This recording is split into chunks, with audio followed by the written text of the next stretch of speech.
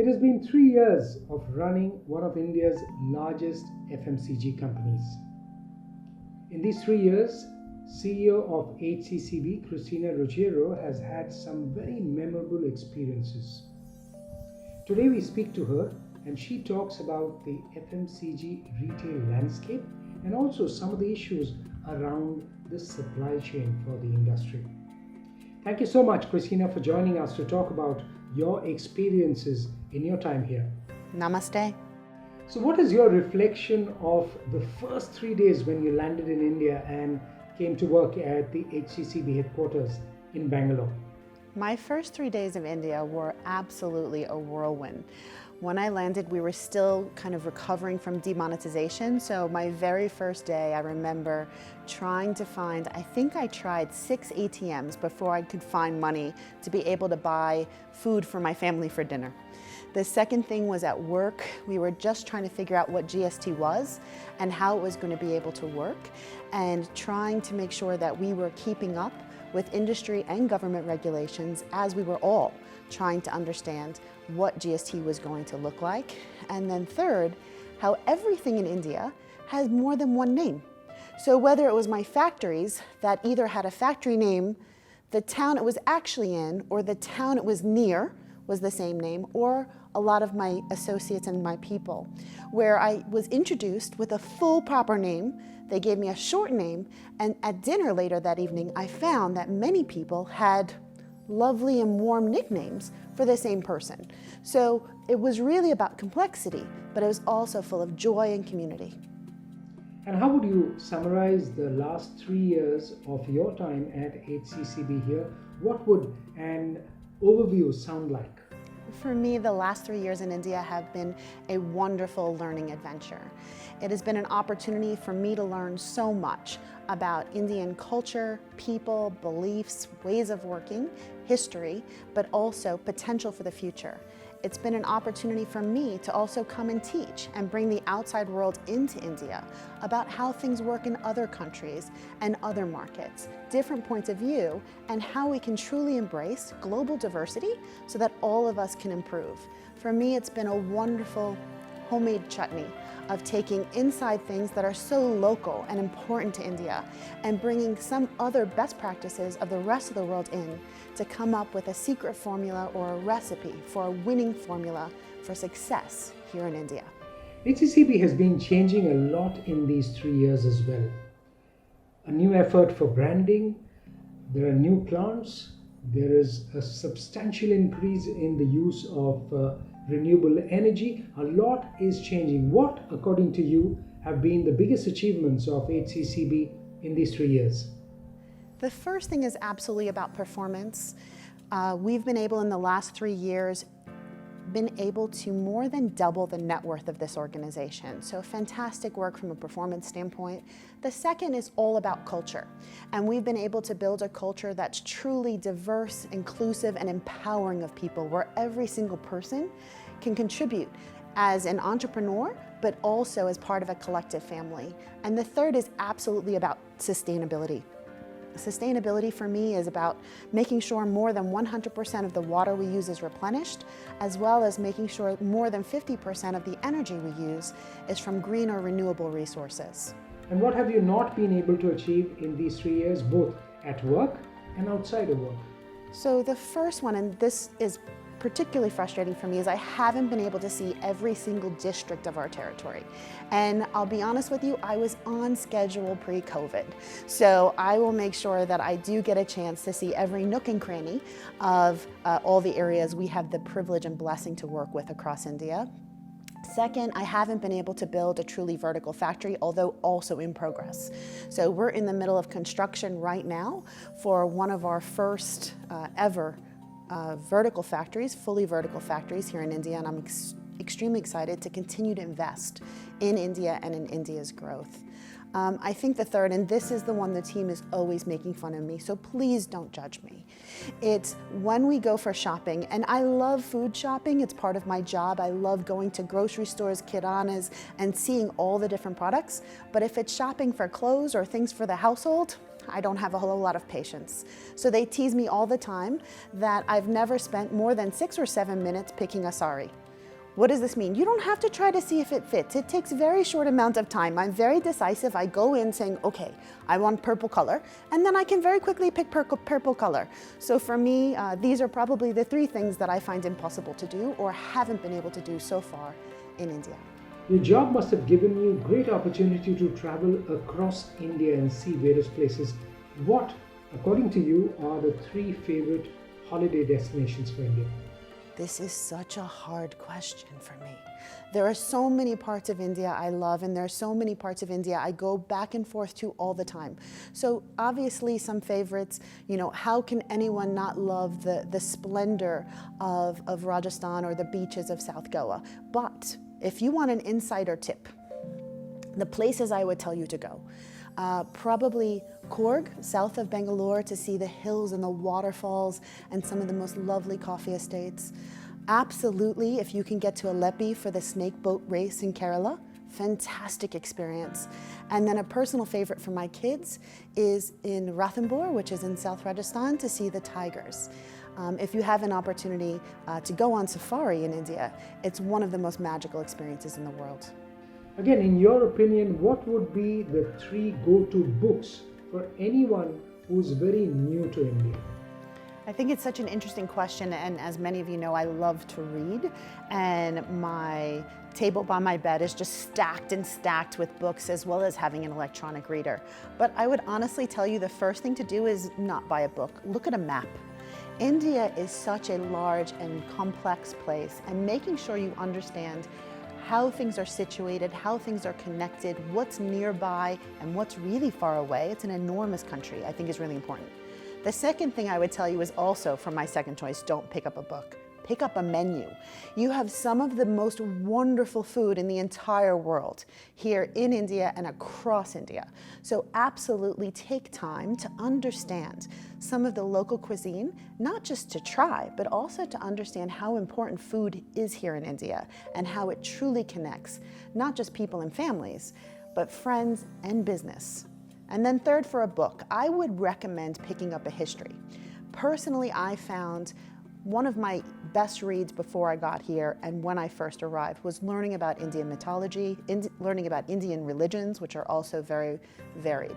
Learning about Indian history is also really important, particularly post-independence. If you don't understand some of this background, you'll have many people, whether it's your associates or colleagues, who will constantly try to educate you on some of this history, so it's best to be prepared. India's retail sector is huge and also has a huge potential to grow. In your opinion and in your view from the perch that you are at, what are the peculiarities, the three peculiarities you'd say about India's retail sector? I think the first one for me is absolutely, it has the most stunning and amazing route to market.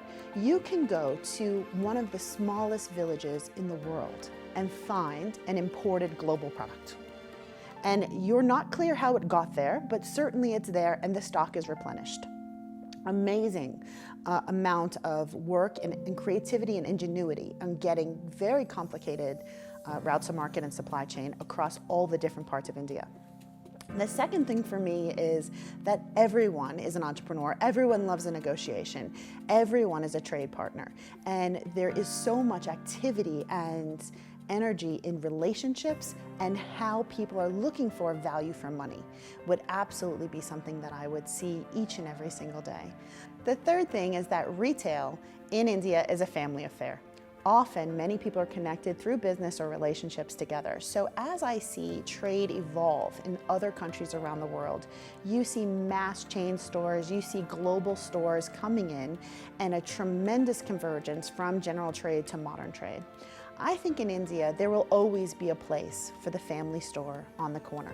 I think in India that general trade will live and breathe, evolve, and adapt through digital, continue to be smarter, continue to be connected. But that family component of the retail, I believe, will be a lasting component of India for years to come. As one of India's largest FMCG companies, what are your learnings from the industry that you worked in over the last 3 years? So first thing, And India has taught me this time and time again, every day, and sometimes more than once in a single day, is that anything is possible here. That if you have an idea, that you can absolutely make that idea or that dream come to life. The second is that everyone's an entrepreneur, and there's so much creative energy around business improvement, around thinking of radical new ideas about positive disruption, that comes to life each and every single day. And then the third, it has one of the greatest abilities, if you get the change management right, to replicate best practice or digital evolution faster than ever. So perfect example is we do a compliance verification and training on a very regular basis, and often, and including just last week, we had the fastest completion of our compliance training in the world because our team is able to so rapidly adapt and execute new ideas at pace and with precision. If professionals are looking to join HCCB, what is that you look for in them? What are the top 3 qualities that you look, which should be very core to what they're looking to do? So first is all about pace. So many times we'll interview new people or new people will come in, and when we talk to them a couple of days later or a month later or a year later, the first thing they always talk about is how fast we move, how agile we are. They do call it fast-moving consumer goods, and we are constantly moving with daily work and daily progress to make sure we're better each and every day. The second is really about a culture of empowerment and ownership. So we have a saying, if it's meant to be, it's up to me. So it's a hyper collaborative team of people, but every single person's contributions matter. Every single person, my desire and wish is for them to wake up in the morning and want to come to work and understand how they individually and collectively contribute to a winning culture and a winning organization. The third is all about diversity and inclusion. We have so much diversity here, and diversity means lots of different things. It's about gender, but it's more about diversity of thoughts, diversity of opinions, diversity of culture. We try to make sure that we hire people from every different part of India, from all different schools. So people come from different backgrounds and different beliefs, and together we think the combination of those things actually creates a much better result. What are those virtues of HCCB that makes it an above par FMCG company? The first thing has to be about passion. As I think about our wonderful organization, our community, our family, the people here are so passionate about our company, our brands, our teams, how we work together, about India. And I think passion fuels a lot of our energy, passion for our brands as well as for our communities and our culture. The second for me is we have fantastic talent. We have people who are so bright across so many different levels. And that is not just about intellect. It's about emotional intelligence. It's about collaboration and teamwork, in addition to truly having functional experts in every single part of our business. So absolutely the people component. And then the third is really about culture. It's about values. It's about making sure that we try to do the right thing and show up the right way, that we consciously want to be better, we're curious, and that we constantly want to make sure that everyone wins. And I think that's a really important part of our secret of success. What are some of those things about India which you absolutely marvel at? So first one, and again, don't be upset with me, this is my first experience with cricket. So I will say I've had many wonderful experiences with IPL.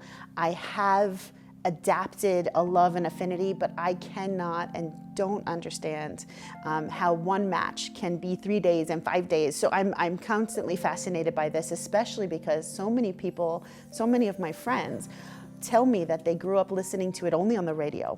So to be able to imagine to listen to a match for 3 days on the radio, I find fascinating. I marvel at the combination of what is historic and ancient, but at the same time so modern in the same moment. One of my favorite things is I've had the opportunity and blessing to visit temples that have been continuously used for 4,000, 5,000 years. And the person who's standing at the front of the temple has a mobile phone to check how many people are entering the temple. You know, and for me, this is so quintessential Indian, where you have this vibrant and rich and deep history, as well as some of the most modern technology and modern ways of working in the world at the same time. I think the other piece, and this was something I completely and deeply learned, is that India is absolutely one vibrant, wonderful country, and it is absolutely not one country. It is one continent made up of so many peoples, but they're all binded together on a really strong platform, which is not just nationalism, but it's about faith and it's about community. And everywhere I've gone, there has always been a willingness to help, a willingness to trust, and a willingness to try. What are some of those values about India and of course its people which make it very special for you? For me, on my first day when I came to India, I was asked in the press, why did you come to India? And my initial reaction, without any prompting, without any scripting, was I said I came here to fall in love with India. And as I've spent time immersing and belonging, I think for me it's actually been a very simple, straightforward love affair.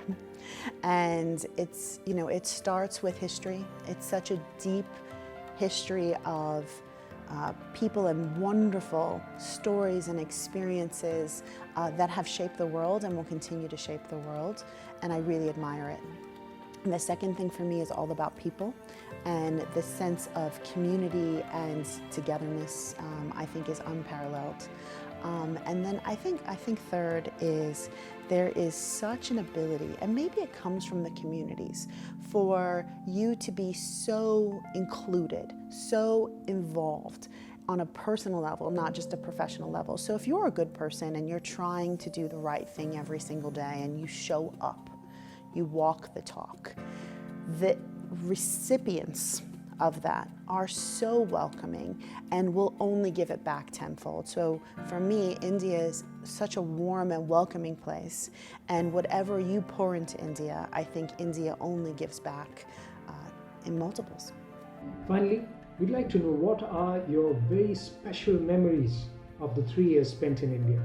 Such a hard question. I have literally thousands of memories. Okay, but the 3 I'll share with you. So one, certainly I had the opportunity to be blessed at the Gangaji and do an arti and spend some time there in what I think is one of the most special and sacred places in the world. So absolutely, from a spiritual standpoint.